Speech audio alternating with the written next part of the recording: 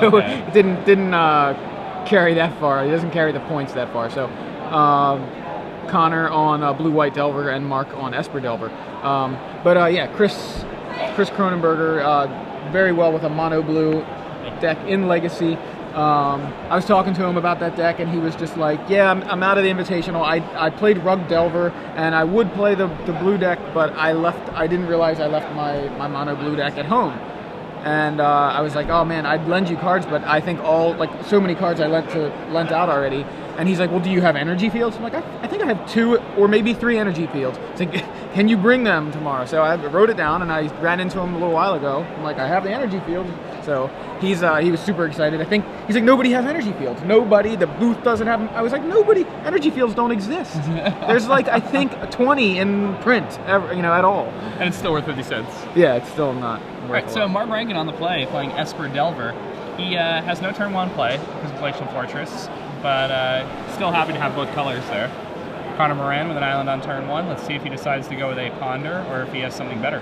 No, he just passes, but he does have Ponder in his hand. Interesting. Oh, okay. He probably has a Thought Scour.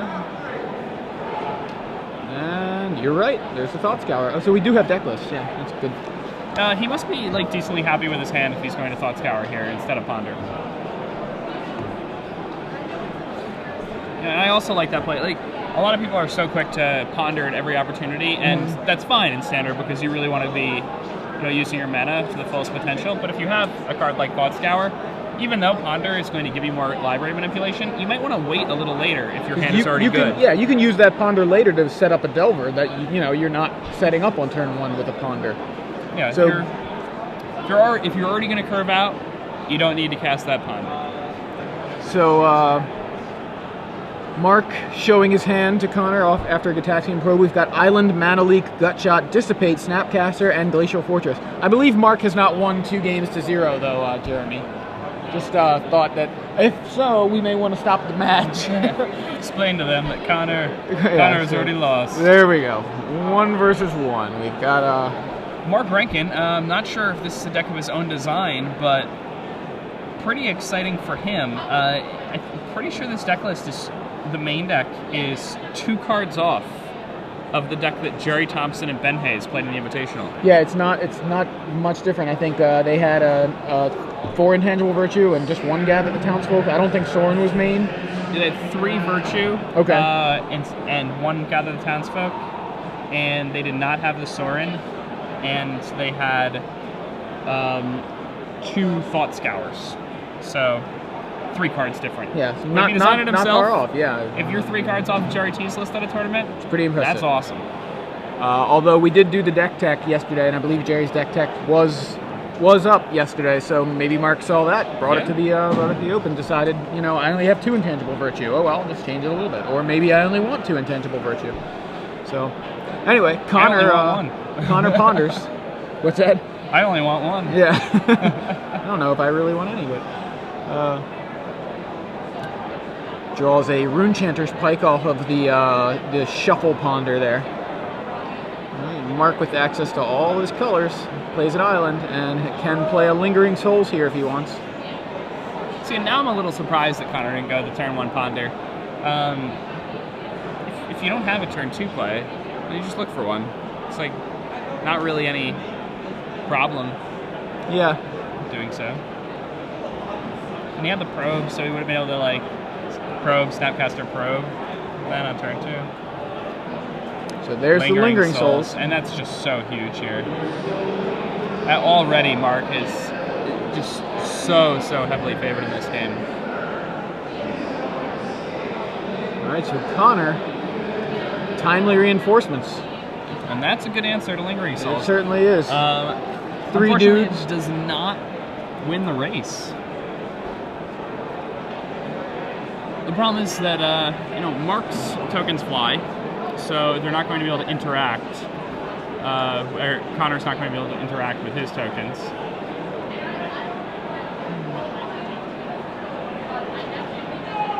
And he's done it to 22 this turn, and then he starts taking 4, and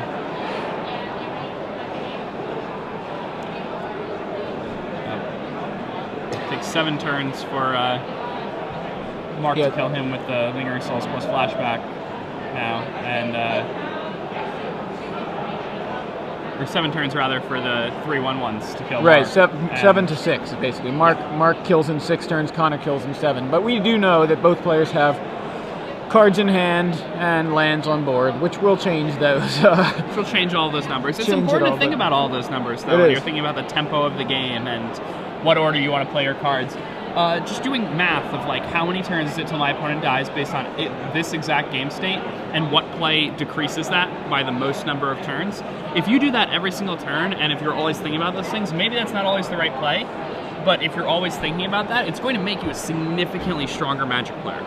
So that's something you should definitely start doing if you don't do it already. A Thought Scour mills a Vapor Snag and a Seachrome Coast, and then draws a Moreland Haunt, I believe. Pretty nice. Yeah. He has a bunch of creatures in yard because of that pair of Thought Scours that he was able to cycle through. And yeah, no fear here. He can't block, so may as well offer up the trade for Mark. But I think Mark wisely just lets those in. So Mark goes to 17.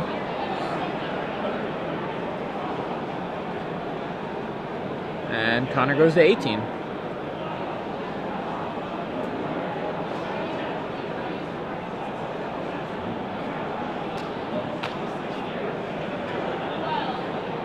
And we have a flashed-in Snapcaster. And I believe this is going to be Thought Scour here. He flashes back.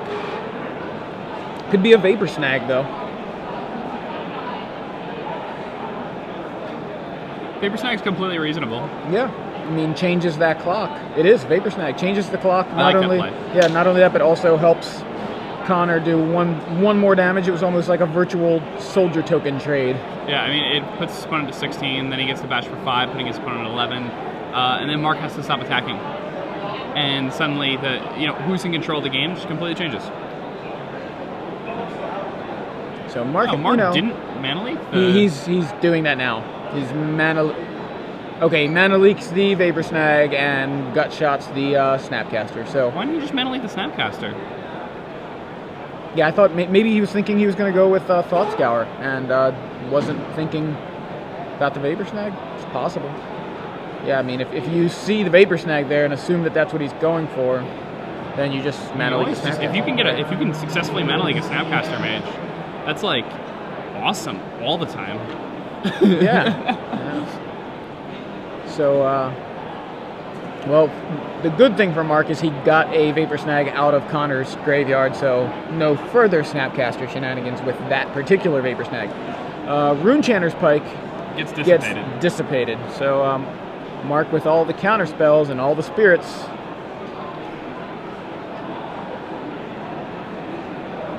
Yeah.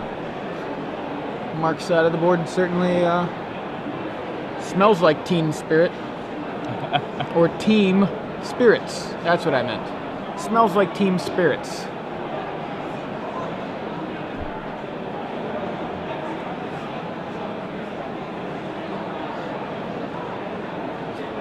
I'm sorry, I know that was terrible, but I had to say it.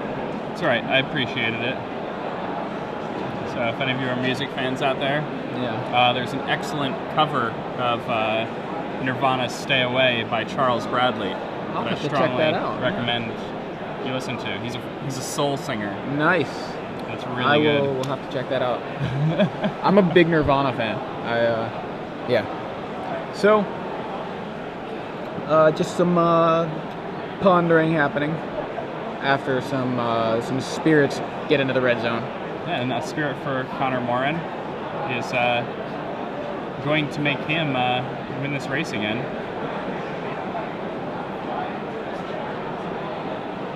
Race math. It's so much fun.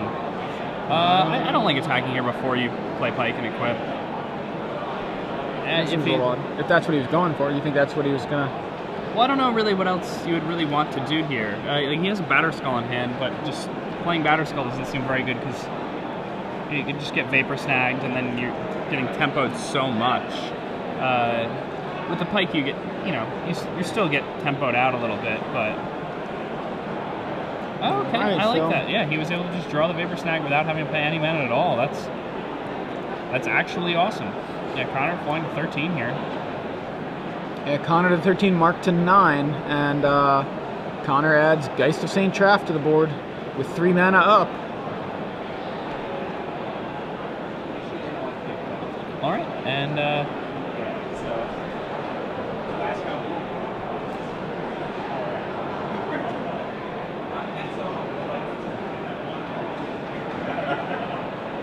this game is becoming a real problem for Mark here.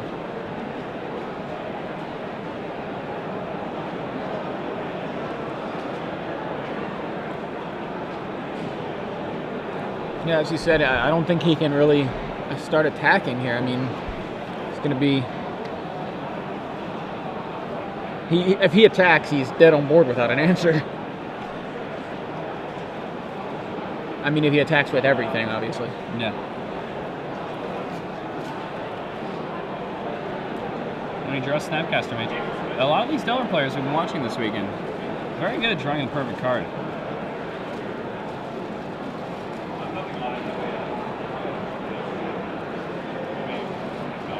Okay, you swing with everything, don't you? You leave back like maybe 1. He's going with 2. Maybe playing around... Well, I mean, he's got Snapcaster, and what else in his hand? Do you know? Right, so Conor makes a Spirit at the end of Mark's turn. Yeah. So Conor at 11, Mark at 9. Conor goes with Ponder. Results: Island, Seachrome Coast, Glacial Fortress, Shuffle. I believe that's a shuffle. I mean, thinking about something here, but I think it's a shuffle. Okay, yeah. Fine to put some thought into it.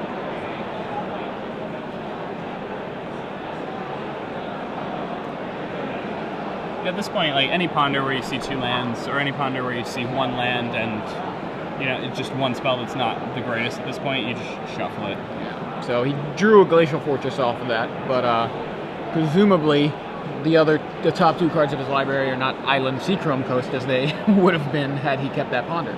Or yeah, he kept it. So Runechanter's Pike. Yeah, and this Runechanter's Pike is probably getting picked up by this Geist right now. One would assume. And I believe... Okay, are we going to see Snapcaster Mana Leak here? Snapcaster Mana Leak. I think that's what we see. Can we zoom back out, Jeremy?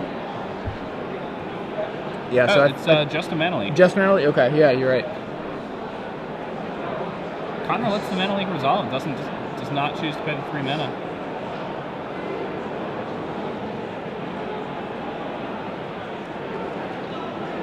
And here comes Snapcaster. I believe this is going to be Snapcaster Vapor Snag. Conor can go ahead and gut shot that if he wants to.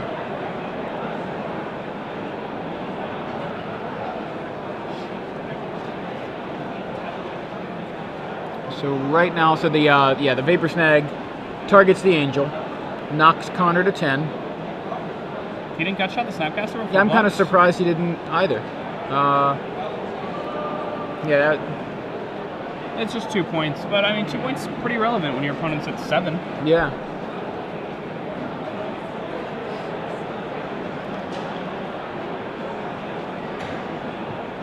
All right, so Mark, empty-handed,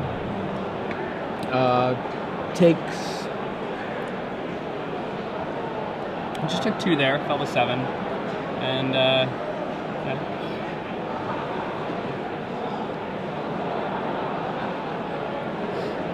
Looking really good here for Conor at this point. Conor has a Batterskull in his hand, and those Thought Scours have helped fuel these Moorland Haunts very well. Yeah, so Moorland Haunt. Mark draws his card. Did you see what he drew? I didn't quite see it. I think it's a Taxian Probe. Okay.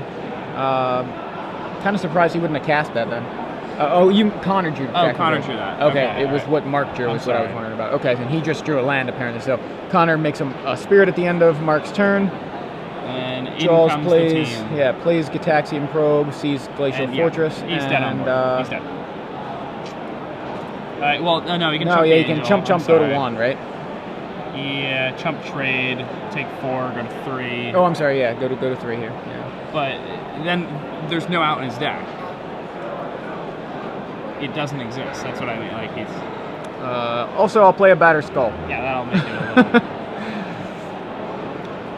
And Conor suddenly playing with a lot more ferocity, I think, now that he knows he's won the game. So Conor takes the match. Conor Moran looks like we don't know, what are their records? Are they X1 as well?